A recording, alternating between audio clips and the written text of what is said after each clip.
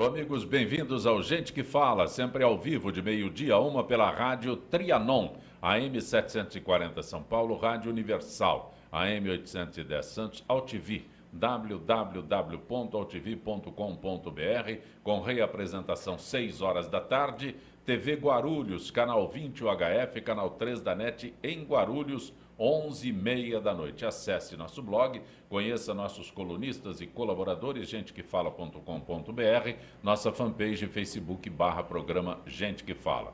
Sua disposição o chat no site da AltV. Também temos o WhatsApp 974012235 e ainda o telefone em São Paulo 1150526622. Nesta edição de Gente que Fala, governador Fleury Filho. Prazer tê-lo aqui, governador. Prazer é meu, Zancopé. É uma satisfação participar mais uma vez deste programa. Também conosco o presidente da Confederação Nacional dos Servidores Públicos, Antônio Tutílio. Tutílio, que bom tê-lo aqui. A alegria é minha, principalmente hoje, com o governador Fleury, que foi um grande companheiro de muitas lutas, de muita coisa na administração pública, e eu me sinto honrado em participar dessa mesa. Muito obrigado, o prazer é meu. Governador Fleury Filho, o senhor é filiado ao PMDB. Sim. É membro de destaque no PMDB. Antes que a gente entre na pauta direta aqui, a participação agora, o desempenho agora do PMDB com tudo o que acontece envolvendo o governo federal. O senhor pode definir ou tenho que cutucar um pouco mais? Não, eu acho que não há necessidade de cutucar, né? Mas o que acontece é o seguinte: o PMDB fez parte do governo Dilma, né, no primeiro mandato, e no segundo mandato a presidente Dilma, desde o início do mandato, já tinha feito isso no governo anterior, sempre desprezou o partido. O PMDB nunca foi chamado a participar das decisões estratégicas do governo, ao contrário. E isso foi afastando cada vez mais o partido do governo e o governo do partido. Mas ela não colocou o vice-presidente como coordenador político? E o Aloysio Mercadante puxava o tapete dele o tempo inteiro. Ou seja, ele construía os acordos e o Mercadante e o pessoal do PT ia lá e destruía. Tanto que o presidente Michel Temer acabou se afastando quando terminou a aprovação do pacote necessário para tentar equilibrar de alguma forma a economia. E agora, nesse processo de impeachment, é bom dizer que existe crime de responsabilidade, não é golpe. A lei de responsabilidade fiscal e, principalmente, a lei do impeachment, a lei de 52, falam claramente que é proibido você se utilizar de bancos públicos, que são bancos públicos que têm como acionista majoritário o próprio governo federal, é proibido se utilizar de recursos desses bancos para pagar dívidas. E a presidente Dilma fez isso reiteradamente, inclusive com valores absurdos, chegando até a 90 bilhões de reais para fazer isso. E, ao contrário do que se fala, não é para pagar Bolsa Família e não é para pagar também a Minha Casa Minha Vida, porque isso significa apenas 1,5% desses 90 bilhões. Realmente foi um descalabro, o governo perdeu as suas condições e o vice-presidente Michel Temer, é claro que, diante de uma expectativa que lhe é legítima, já que a Constituição diz que o vice assume nessa situação de impeachment, ele tem que se preparar para isso. Porque vamos supor que na semana do dia 12 de maio, como está sendo previsto, haja o afastamento da presidente da República, o vice-presidente assume com amplos poderes por 180 dias até o julgamento final. E ele tem que estar preparado para isso. Para estar preparado para isso, ele tem que ouvir pessoas, tem que conversar com pessoas, tem que esboçar uma eventual mudança de ministério, quais as medidas que ele vai ter que tomar, porque o que não pode é o país continuar parado, como está parado, sem investimento, sem confiança no governo, que gere um maior número de investimentos para a economia voltar a crescer. Entendeu? Então, eu acho que o PMDB está se preparando para essa hipótese e é legítimo que se prepare. É legítimo, mas há necessidade de haver um governo de coalizão, de união nacional, e aí eu tenho certeza de que os partidos serão responsáveis para apoiarem um governo de transição. Em 2018 se elege uma nova chapa para consolidar os avanços que essa transição pode conseguir. O Tutílio é economista. Quando se inicia um governo, é pela área econômica, nesse momento, que se deve fazer a opção? Eu acho que é uma das áreas mais importantes. Eu quero concordar plenamente com o governador Fleury, porque realmente não existe golpe. Isso todo mundo sabe. O PT faz um pouco de estardalhaço que, na verdade, não existe. Na verdade, existiram as pedaladas, isso que o governador colocou é verdadeiro. Esses 90 bilhões não poderiam ser usados. Isso, dentro da economia, dentro do orçamento, é ilegal e, portanto, existe um motivo para o impeachment. E não só, né, governador? Além do problema das pedaladas, houve uma série de decretos que foram publicados sem autorização do Congresso, o que é um outro problema seríssimo e que não pode acontecer e coloca claramente que existe o impeachment constitucional. A nossa Constituição é muito clara nisso, né? Então, não adianta o PT dizer algumas coisas assim, que é golpe, porque agora o Lula está dizendo que é golpe.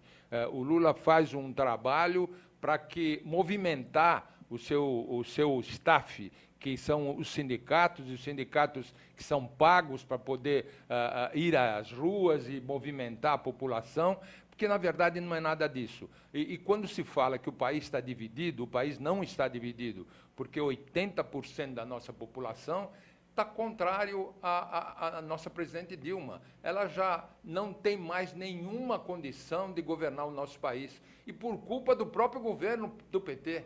Quer dizer, não é possível que continue, porque, na verdade, com a inflação do jeito que está, quando você fala na área econômica, a inflação é desastrosa, os juros são violentos, quando você tem falta de investimentos, quando você tem uma dívida brutal que está aí, nós estamos vendo aí o país numa dificuldade incrível, por culpa de quem? Por culpa deste governo.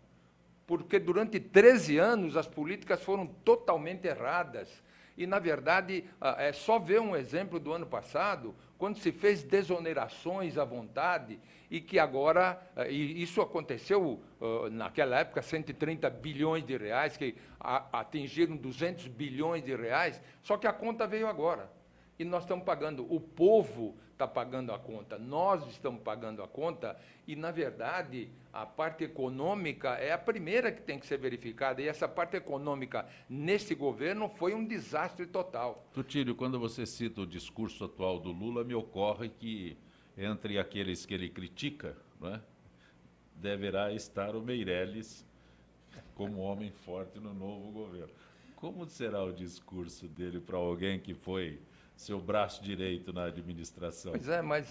Pelo menos na área econômica ele foi fortíssimo. Claro, no Banco Central. claro. E, na verdade, só no início do governo Lula, o governador sabe melhor que eu disso, ele só conseguiu realmente melhorar um pouquinho porque ele seguiu o governo anterior. Eram as colocações que o Fernando Henrique tinha colocado e que, na verdade, a linha do PT era uma outra completamente diferente. Prova é que o dólar subiu violentamente por um desespero da população de saber o que iria acontecer. Mas aí o Lula acabou continuando o projeto do Fernando Henrique, mas só que, posteriormente, a coisa começou a degringolar. começou a deturpar tudo aquilo que tinha se plantado com o Plano Real, com uma movimentação melhor das finanças, e nós colocamos uma coisa que nós estamos destruindo nesse momento, governador, é a Lei de Responsabilidade Fiscal. Sem dúvida. A Lei de Responsabilidade Fiscal, que foi colocada pelo Fernando Henrique, ela está sendo destruída exatamente pelas pedaladas, exatamente pelos problemas de não ter autorização do Congresso em decretos, etc. Então, eu acho que isso é fatal para um governo que quer assumir alguma coisa. Então, hoje aconteceu no PT tudo isso, e agora, como diz o governador, nós temos que ter uma coalizão. É necessário ter todos os partidos unidos. O PT não vai estar unido, o PT eu acho que vai ser uma oposição ferrenha em tudo isso, porque a única coisa que eles podem fazer daqui para frente é gritar como o Lula gritava antes de se eleger. É a única coisa que é possível fazer, e nós vamos ter que ainda aturar o PT fazendo essas estrepulias, mas eu acho que a coalizão tem possibilidade de retomar o nosso país e colocar num patamar melhor. Fleury, quando se fala na comissão de impeachment no Senado, são 21 senadores, não é? E desses 21, 8 respondem a inquéritos no Supremo Tribunal Federal e 4 deles estão na lista da Operação Lava Jato. Esse cenário não compromete o desempenho? Não há nenhum comprometimento, até porque o que está em jogo não é a Operação Lava Jato. O vice-presidente Michel Temer, ele ocupou 3 cargos no meu governo. Ele foi procurador-geral do Estado, depois foi secretário da Segurança e foi secretário-chefe da Casa Civil. Temos um relacionamento pessoal e político de muitos anos. Foi ele que me convidou para voltar para o PMDB já há uns 6 anos atrás, ou 5 ou 6 anos atrás. Muito bem. É um homem profundamente legalista, um constitucionalista de primeira linha. Então, eu posso garantir aqui, sem medo de errar, que o vice-presidente Michel Temer, se assumir como presidente, ele não só vai apoiar, como vai fazer todo o esforço possível para que a Operação Lava Jato puna quem tiver que ser punido, seja quem for.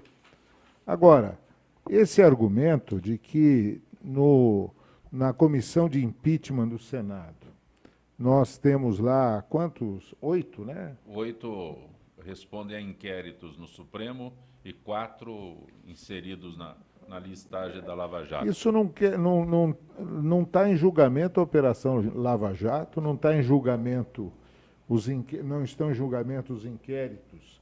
São inquéritos no Supremo, não são processos ainda. Portanto, o inquérito é uma investigação, apenas e tão somente, pode ser arquivado. E o que está em jogo ali não se vai discutir Lava Jato. O que se vai discutir é a existência ou não de crime de responsabilidade. E pelos números que nós conhecemos, me parece que dos 21, só 5 que votarão contra a admissibilidade, contra o início do processo do Senado e o afastamento da presidente Dilma, que decorre exatamente do início do processo. Então, não compromete em absolutamente nada. Eu acho que uma coisa é uma coisa, outra coisa é outra coisa. Tá certo? Quer dizer, então, nós vamos ter que extrair lições importantes disso. Eu acho que está na hora de uma reformulação completa da maneira de fazer política no país. Nós temos agora novas eleições, 2018 nós teremos eleições, e aí é hora de ver quem está pendurado, quem não está pendurado, quem deve, quem não deve, aí é a ocasião de discutir isso. Você imagina que haja alguma, não seria interferência, mas algum prejuízo nas campanhas municipais com o cenário nacional? Ah, sem dúvida. Sem dúvida. O PT vai ser varrido do mapa em muitas capitais e muitas cidades do interior. Basta ver o movimento aqui em São Paulo, onde inúmeros prefeitos que eram filiados ao PT, que são candidatos à reeleição, já saíram do Aliás, partido. no final do ano passado, o Lula sugeriu a todos os prefeitos filiados que procurassem outra legenda, porque seria difícil uma Olha, eleição quem sabe pelo o Lula PT. está pensando num novo partido, porque se ele está mandando todo mundo sair do PT, Esse ele que é o principal foi líder do PT. foi a argumentação dele no final do ano passado. Então o PT não pode nem reclamar. O prefeito de Osasco saiu, Guarulhos saiu, vários outros, Hortolândia, que é uma cidade importante do PT, saiu também. Você vê que é uma debandada. Por quê? Porque o PT vai pesar contra o candidato. A imagem do PT, porque o PT sempre foi um partido que bateu no peito como sendo o partido mais honesto do país. E o que se viu é que ele praticou o maior escândalo, protagonizou o maior escândalo de roubalheira que esse país já assistiu. Então, é impossível compatibilizar uma coisa com a outra. Vai influenciar, sim. Nós teremos uma influência muito grande nas eleições em relação ao PT. Vai atingir, de forma indireta, todos os partidos. Hoje é uma rejeição absoluta ao político em geral. Sim. Entendeu? Eu mesmo, que não disputo cargo público desde 2006 já faz, portanto, 10 anos que eu estou fora de disputa de cargo público. Eu sinto que, graças a Deus, sou muito bem recebido em todos os lugares que vou, né? As pessoas até me pedem para voltar para a política, mas o que eu noto é que há uma descrença total na classe política. Eu pergunto a vocês, Ancopé, quem nós vamos ter como candidato em 2018? Quem serão os candidatos a presidente da República em 2018? É a grande pergunta. Quem que vai até agora não surgiu uma liderança importante, forte, para que o país volte a crescer e volte a ter credibilidade e diminua o ódio que está surgindo no nosso país. Tutílio, você como presidente da Confederação Nacional dos Servidores Públicos, qual é o reflexo isso na categoria? Olha, o reflexo é muito grande, né? Porque eu concordo plenamente com o governador que esta crise que nós estamos vivenciando, ela foi decorrente de uma atitude do PT. Não dá para dizer diferente, porque, na verdade, o Lula, e o governador fala bem, quando ele coloca que a linha do PT para se eleger, e o Lula perdeu diversas eleições, era uma linha de moral, é uma linha de honestidade, é uma linha de princípio, uma linha de ética total. E por isso, muita gente acreditou naquela época, né, governador? Muita gente acreditou, pessoas de alto nível, intelectuais, ficaram junto com o PT. Só que, posteriormente, o que nós verificamos, o que foi apresentado, foi uma coisa completamente diferente. E isso também, quando você diz... como Confederação Nacional, e eu participava da Associação dos Servidores Públicos, e hoje Confederação, nós tivemos a Emenda 41, no governo Lula, que destruiu o servidor público, que rasgou a Constituição do Brasil, porque, inclusive, nós entramos com um processo quando ele reduziu o salário. A Constituição é muito clara, quando diz não pode haver redução de salário, e ele reduziu.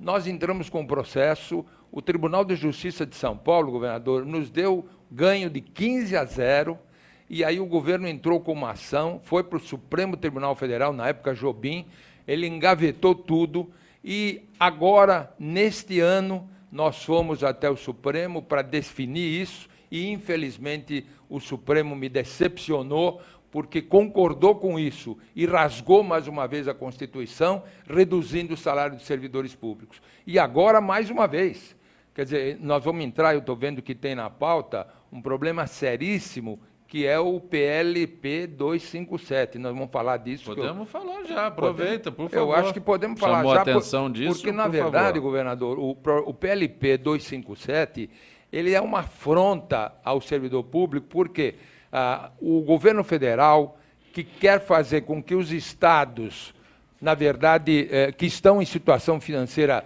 muito difícil, todos eles, né, alguns mais, outros menos, mas todos eles em situação financeira difícil, o que o governo federal propõe?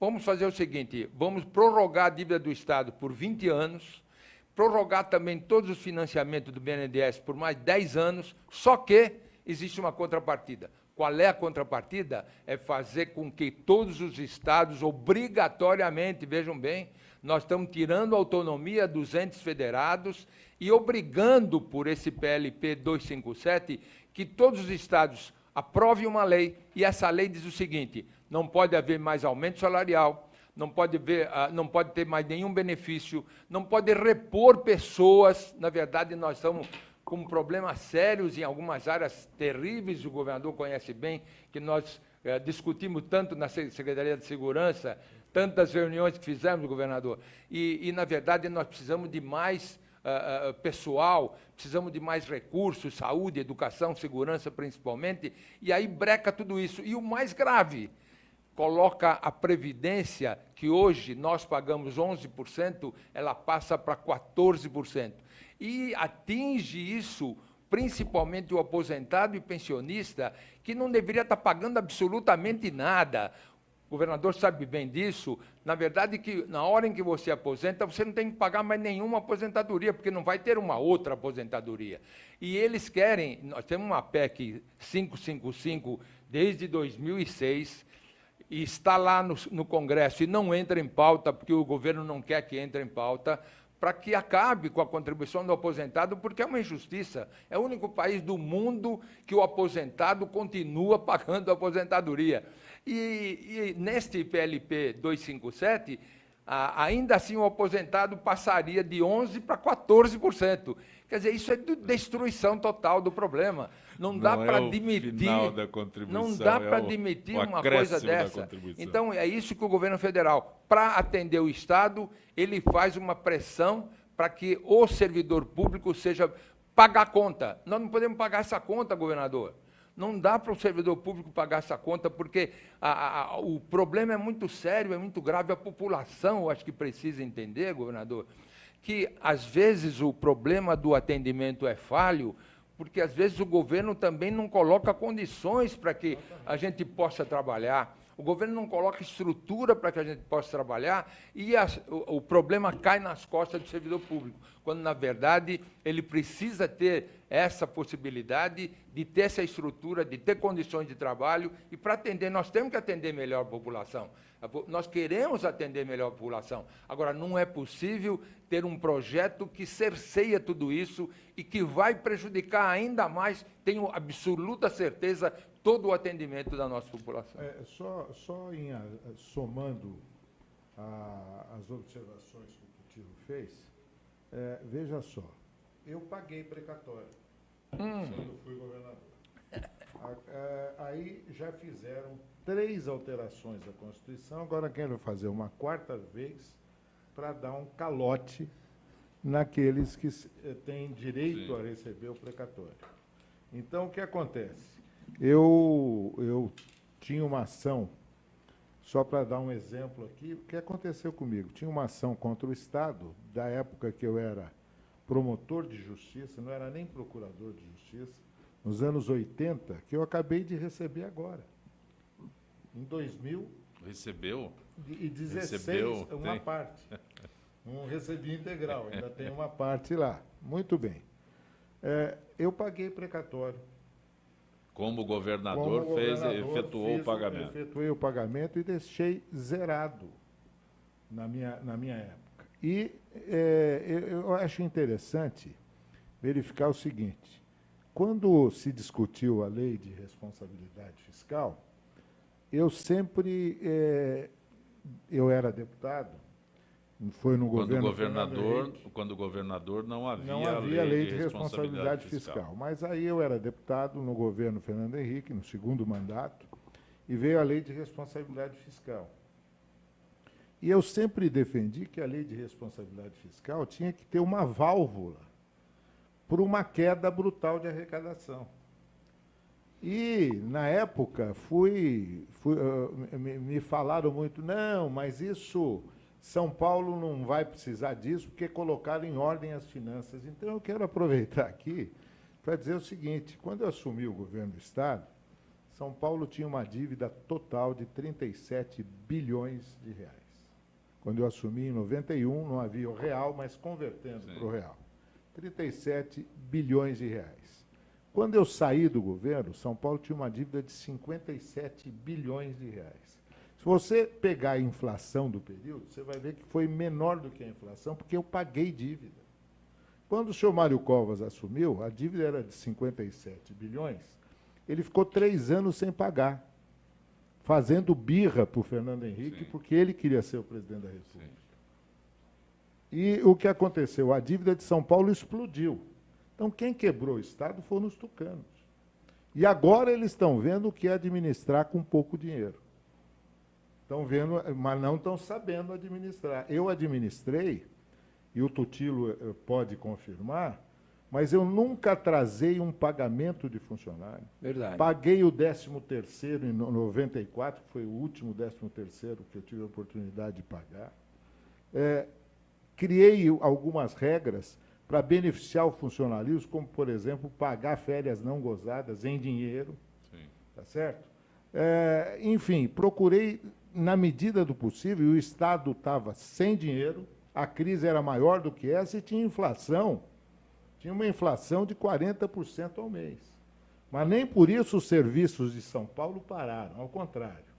Nós ampliamos o número de escolas, cuidamos dos hospitais, não fechamos um leito hospitalar, e assim por diante. O que eu estou assistindo hoje é que os meus críticos do passado, agora que estão sem dinheiro, porque o Estado de São Paulo está quebrado. Está quebrado. Mas está quebrado porque não se preveniu de uma queda de arrecadação. Está quebrado. O Estado, veja, há monumentos ao desperdício que estão espalhados pela cidade. Pega lá o aerotrem como é que chama lá que o Fidelis chamava de aerotrem, aí mudaram o nome para não dar o crédito para ele, né? Primeiro fura-fila do Pita. Exatamente. É tudo a mesma coisa. É tudo a mesma coisa. Aquele monumento lá na Roberto Marinho, na Avenida Roberto Marinho, que está parado e que vai custar 54% a mais do que foi orçado. Que é a ligação que vem até o aeroporto. Exatamente. Agora me falha a memória, 67 anos é isso que dá. Mas não vale a pena lembrar. Não vale a pena lembrar. E coisas dessa natureza. Monotrilho, é isso? É o monotrilho. O monotrilho. O metrô de São Paulo tinha uma aprovação de 92% até 94. Hoje, destruíram o metrô. E tem escândalo no metrô, tem escândalo na Dersa, tem escândalo no monotrilho. E o que é pior, os funcionários de São Paulo, de uma forma geral, os servidores públicos, eles não são levados em consideração. A polícia está ganhando mal, os servidores, em geral, estão ganhando mal. Tiraram vários benefícios que eu concedi para essas categorias, foram eliminados. Quer dizer, então o que a gente assiste é um desmonte do Estado de São Paulo muito semelhante ao desmonte que foi feito em Brasília, pela incompetência do atual governo. Basta citar o seguinte, sabe quantas secretarias de Estado tem em São Paulo? Porque todo mundo fala... com os ministérios. Não, é um escândalo. Nós temos 39 ministérios, agora parece que tem menos, né? 32 ministérios. Nós temos 29 secretarias no Estado de São Paulo para 40 milhões de habitantes. 29! Onde é que está o empreguismo? Não está só no PT. Tem o empreguismo do PSDB, o empreguismo tucano aqui, que fala muito alto também. Mas o que acontece? A gestão Dilma é tão ruim que ela não deixa a população de São Paulo sentir o quanto é ruim a administração estadual também. Eu não poderia deixar de colocar depois dessas palavras do governador, e eu sou testemunha, que trabalhei muito com o governador, e, na verdade, o governador, na época, nem governador, secretário da Segurança Pública, abria seu gabinete na Higienópolis, quando lá discutíamos juntos com todos os coordenadores os problemas orçamentários, e isso era discutido abertamente, e sou testemunha também, governador, que no seu governo eu tive a possibilidade de receber minha licença-prêmio e com isso comprei minha casa, até um apartamento que eu moro, né, porque foi liquidado tudo que era direito do servidor público e, na verdade, o principal que o governador coloca e o que eu queria verificar e mostrar para a população que está acontecendo é sobre precatórios. Quando o governador fala que pagou o precatório e realmente pagou, hoje o Estado de São Paulo não paga precatório desde 1999. E eu quero dizer aqui que nós, Confederação, entramos na época da PEC do calote dos precatórios, a PEC 62, e nós entramos com uma ADIM... Eu votei contra, pode olhar lá os registros.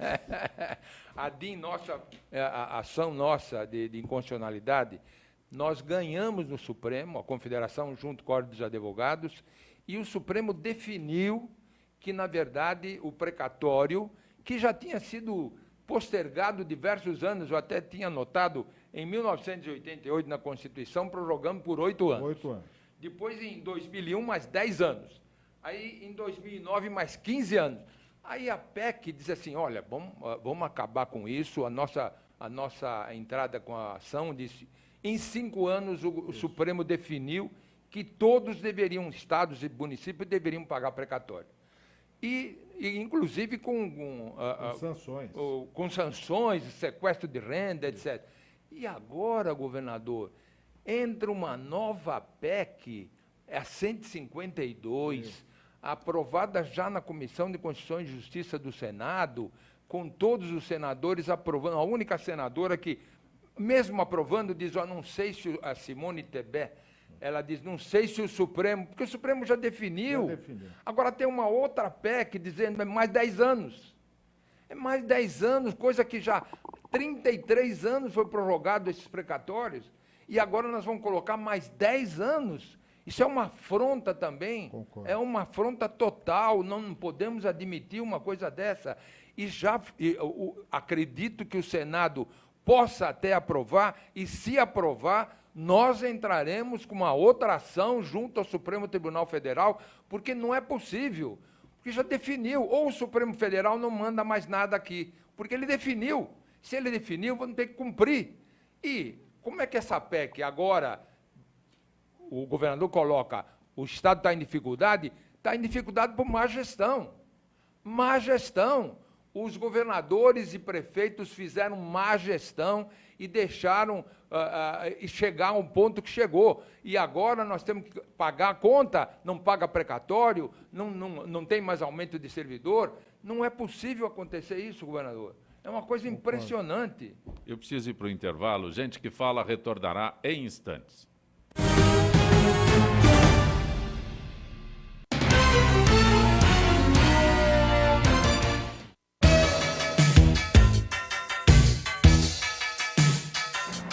Eu sou o Ronaldo Luiz, jornalista e apresentador do Agropapo aqui na UTV. E quero convidá-lo para você acompanhar o Talk Show do Agronegócio todas as terças e quintas, das 11 às 11h30 da manhã, aqui na TV da internet. Olá, eu estou aqui para tocar sua consciência.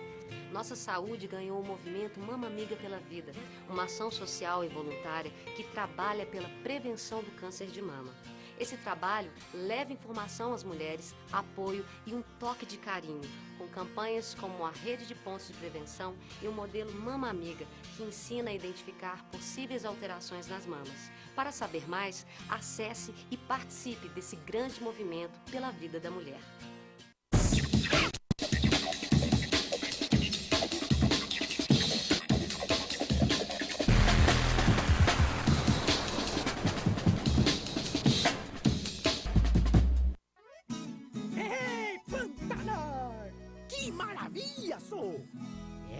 Mas aqui os peixes já estão diminuindo.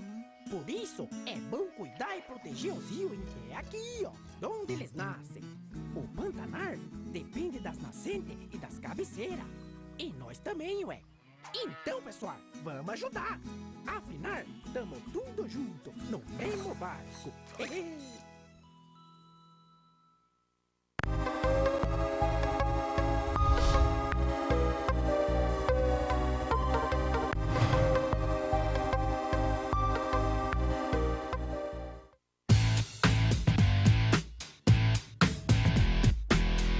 Olá, eu sou César Freitas e convido você para assistir o HQ e Companhia, o programa que traz o mundo da cultura pop para você. Cinema, história em quadrinhos, animação, seriado, tudo isso para você aqui toda sexta-feira às 5 da tarde, na sua TV da internet.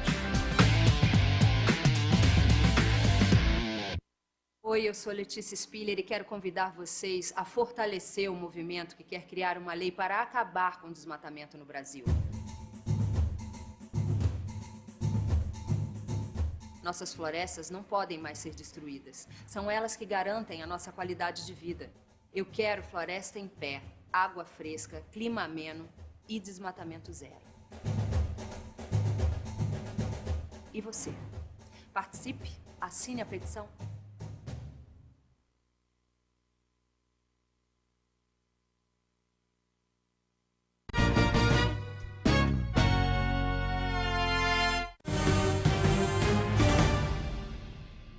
Você está conosco no Gente que Fala pela Rádio Trianon, AM 740 São Paulo, Rádio Universal, AM 810 Santos, AltV, www.altv.com.br, reapresentação 6 da tarde, TV Guarulhos, canal 20 UHF, canal 3 da NET em Guarulhos, 11h30 da noite. Acesse nosso blog, conheça nossos colunistas e colaboradores, gentequefala.com.br, nossa fanpage Facebook/programa Gente que Fala.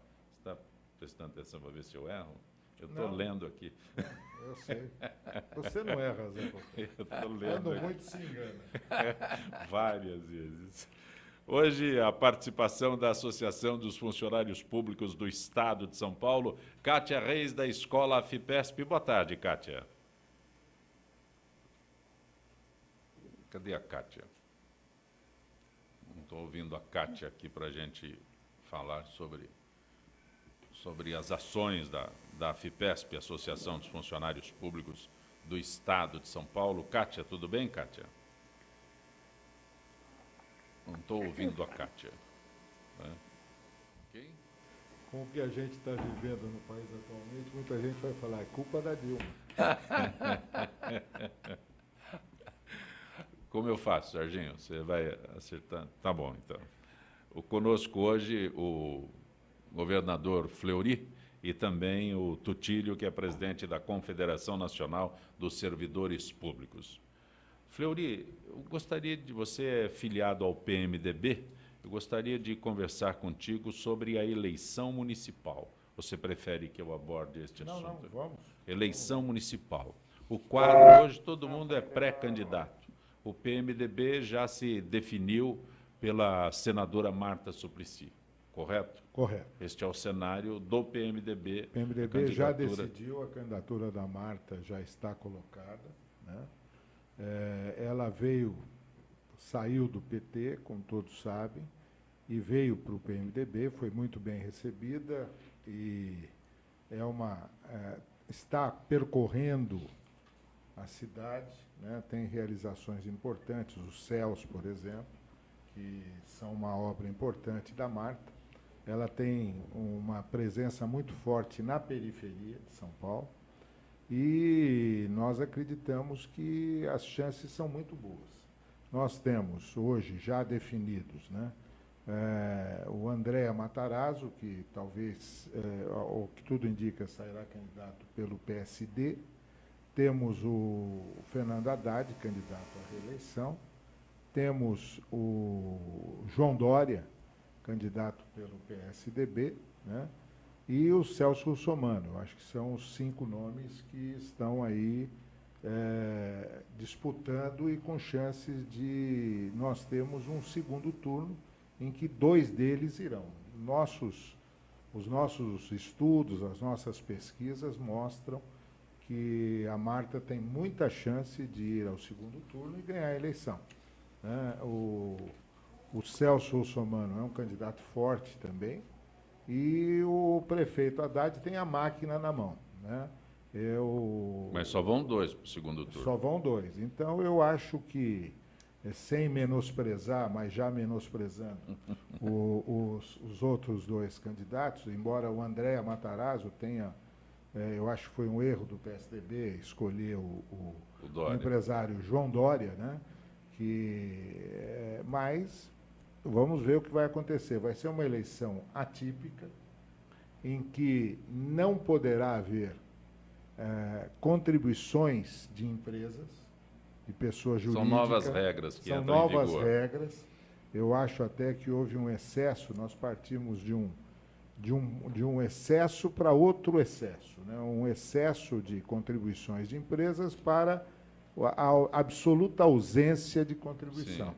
Eu confesso a vocês, eu advogo, inclusive, na área eleitoral, que vejo com muita dificuldade a campanha. Vai ter que voltar o caixote e o megafone, entendeu? O candidato a vereador vai ter que fazer esse tipo de campanha. Mas eu acho que a Marta tem todas as chances de ir para o segundo turno e ganhar a eleição. Como toda terça-feira, Kátia Reis. Boa tarde, Kátia. Cadê a Kátia? Não voltou. Kátia? Oi. Você está aí, Kátia? Esse é o Pedro. Cadê você, Kátia? Não ouve, né? Tá bom. Pedro diz que ela não ouve. Quando você fala, aguarda um pouco. Tá aí, a nossa tentativa, mais uma vez, de trazer informações através da participação da Associação dos Funcionários Públicos do Estado de São Paulo, com a Kátia Reis, da Escola FIPESP. A gente ainda tenta. Conosco hoje o governador Fleury e o Tutílio, que é presidente da Confederação Nacional dos Servidores Públicos, Antônio Tutílio. Fleury, você quer acrescentar? Eu queria analisar um pouco junto com o governador. Eu acho que a análise foi... O quadro da eleição municipal. O quadro da eleição municipal, e concordo plenamente quando o governador fala do PSDB, que houve um problema interno uma ruptura muito mesmo, sério. seríssimo. Acho, na minha visão, que, na verdade, o melhor candidato seria o Matarazzo, né?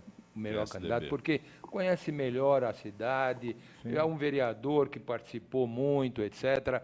E, na verdade, essa cisão, esse debate interno do PSDB, eu acho que vai prejudicar e favorece até um pouquinho o Haddad, que eu não acredito naquilo que já se falou aqui, que o PT está arrasado.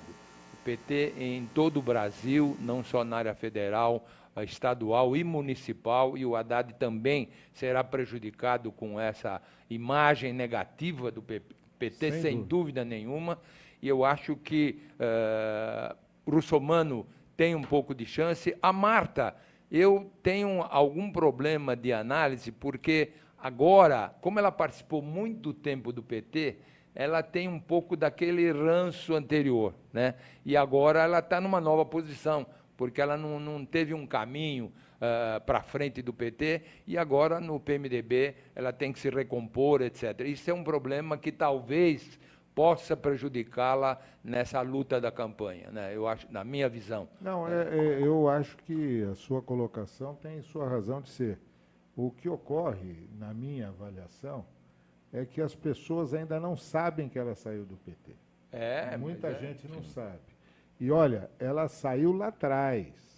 Ela saiu lá atrás. E saiu rompida com quem? Com a Dilma. E com o próprio Lula, que não a prestigiaram devidamente. A Marta é uma mulher, vamos dizer assim, de uma personalidade muito forte, e proferiu 2 ou 3 frases infelizes ao longo da vida, entendeu? E isso realmente, a imagem dela, em alguns setores, ficou um pouco prejudicada. Mas a Marta de hoje é uma Marta, posso dizer, porque eu tenho convivido, e também não conhecia a Marta como ela realmente é, entendeu? E posso dar aqui o meu depoimento de que ela mudou muito, ela amadureceu na diversidade, nas derrotas, em todos os problemas que ela teve. Hoje ela encontrou, vamos dizer assim, encontrou a felicidade pessoal, entendeu?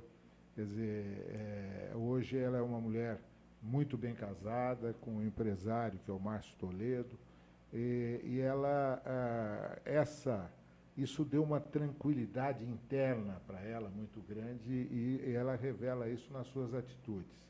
Já está desenvolvendo um programa de governo, está trazendo gente da universidade, gente muito preparada para fazer um plano de governo adequado para as dificuldades de São Paulo e realista, sem mentir, sem criar fura-fila, sem criar ilusões, tá? Porque o que a gente aprendeu muito nessa crise brasileira é que o povo quer ouvir quem fala a verdade. E a Marta sempre foi criticada por falar demais a verdade, entendeu? Então, eu acho que ela se encaixa exatamente dentro do perfil que as pessoas estão buscando. Alguém que fala a verdade, que diz o que vai fazer, como vai fazer, e, principalmente, uma coisa importante. A Marta sabe ouvir. Ela aprendeu a ouvir. Ela não sabia, não. Aprendeu. E eu falando, ela não então sabia, ela aprendeu. Não. É verdade. Ela não sabia, mas hoje ela sabe ouvir. Ela ouve, pondera e decide de uma forma muito adequada. Eu falo isso porque eu mesmo fiquei surpreso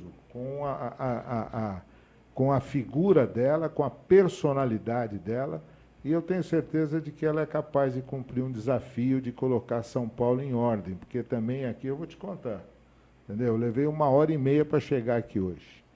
1h30. Eu, 1h10. Então, vai dizer o seguinte, com todo o respeito, eu acho que o Fernando Haddad é um prefeito que tem boas intenções, mas eu acho que ele acorda todo dia e pensa assim, o que eu vou fazer para infernar a vida do paulistano hoje?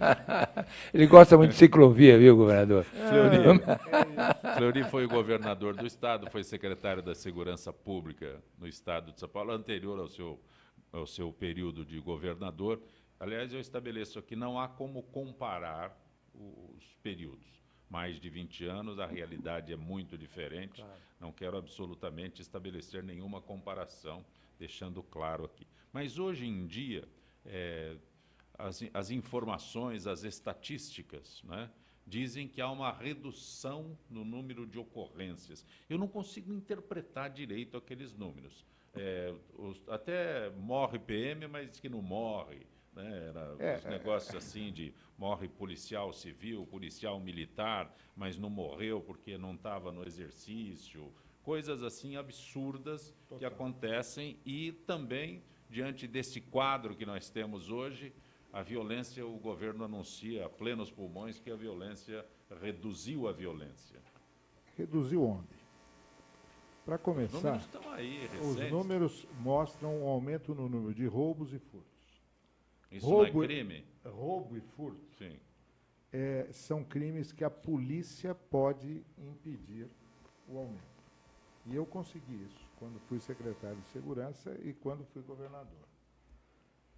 Homicídio. Homicídios, o que está acontecendo? Mudaram o método de calcular o número de homicídios. Então, nós tivemos algumas semanas atrás, uma ocorrência em que morreram 19 pessoas.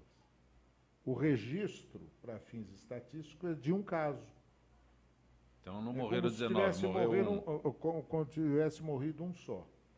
Quando você faz esse tipo de cálculo, é claro que cai o número de homicídios. Quando você separa os crimes praticados contra policiais, ou seja, o policial que é morto, ele não entra na estatística de homicídios, é policiais mortos. Sim. Então também diminui o número de homicídios. Entendeu? Perfeito. Uma conta de chegar. Você tira, por exemplo, me parece que são uma 27... Uma conta de chegar, não, uma conta de sair. São 27 policiais mortos só esse ano. Isso. Veja só, se você tira 27, tira 18 e assim vai. Entendeu? Quer dizer, então dá uma ilusão de que caiu o número de homicídios. Caiu de forma... houve uma queda, não vamos dizer que não houve. Mas houve uma queda em consequência da ação do crime organizado. O PCC hoje, ele não quer chamar atenção para ele. Então, o crime organizado não, parou de matar. Entendeu? Então, isso contribuiu também para a queda do número de homicídios. Entendeu? Quer dizer, então, eu não vejo razão para essa explosão de alegria, de euforia do governo dizer caiu o número de homicídios. Muito bem, vamos analisar por que caiu, onde caiu, só que os números não são fornecidos. Entram naquelas estatísticas secretas que o governo Alckmin baixou decretos proibindo que sejam divulgados. Sim. Entendeu? Então você só tem o número que é dado, final. Não dá como você discutir o que está acontecendo. Essas informações eu recebo por ter sido secretário de Segurança e governador, e as pessoas me trazem espontaneamente. É fonte. Eu tenho fontes que me trazem, mas eu não as revelo. Seguras, porque... hein? Seguras. Sem dúvida. Fonte segura. Agora, o que eu vejo também, Zancopé, é uma banalização em referência às mortes dos policiais. O policial civil e militar hoje, ele morre na mão de bandido por ser policial. Por ser policial. Quando descobrem a identidade da pessoa que está sendo assaltada e é um policial, ele morre. Mas aí o crime organizado conta pontos para Não, quem mas não, aí não é o Conta crime pontos, não é organizado isso? que faz isso, não, é a bandidagem comum. Mas é um status, eles têm um status a mais quando eles eliminam um policial. Não, eles são... Na o linguagem crime organizado, deles. não, o crime organizado não quer matar policial, porque aí tem um revide. Tem o revide, aumenta a extensividade deles. Exatamente. Então, o que eu acho é o seguinte, o governo fez acordo com o crime organizado. Como em 2006, fazer acordo? Fez. Como Quando fazer houve... acordo, Quando o Marcola parou São Paulo, houve acordo. O secretário secretário da Administração Penitenciária pegou o jatinho do governador e foi conversar com o Marcola em Presidente Bernardes. Isso está documentado. Sim. Não, e aí o Marcola falou, não, então acertaram o modus vivendi e aí pararam os ataques do PCC. Isso é um absurdo. É um absurdo, mas aconteceu, e aconteceu mais uma vez.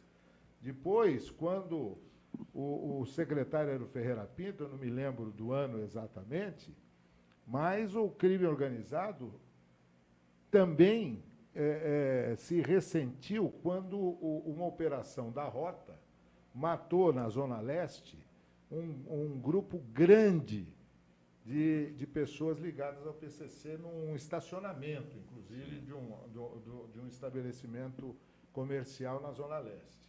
O que aconteceu? Uma revolta que houve um acordo branco. Depuseram, o governo demitiu o secretário da Segurança, dizendo que ele estava sendo muito agressivo no combate ao crime organizado. E o que é pior,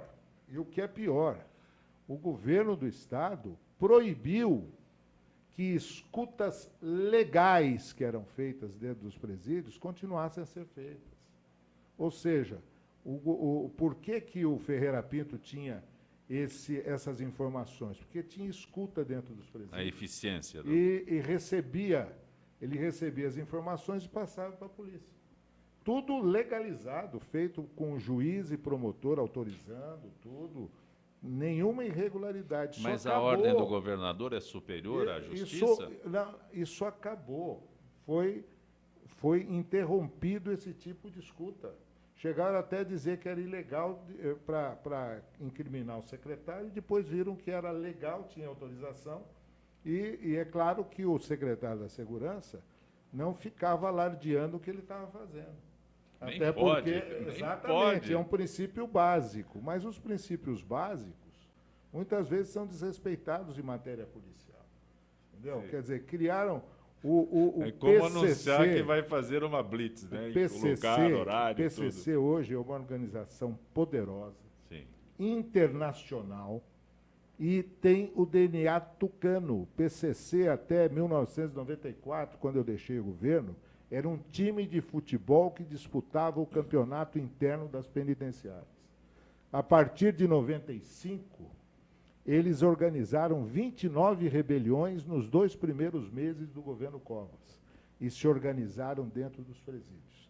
E, a partir daí, eles foram se organizando graças à falta de ação, à leniência, à covardia do governo do Estado, que deixou que eles crescessem ao ponto que chegaram hoje. Essa é a verdade. Agora, tem que ter coragem para enfrentar o PCC. Tem que ter coragem para enfrentar o crime que perturba as pessoas, que é o assalto da esquina, que perturba demais as pessoas, porque aí são criminosos despreparados e não do crime organizado.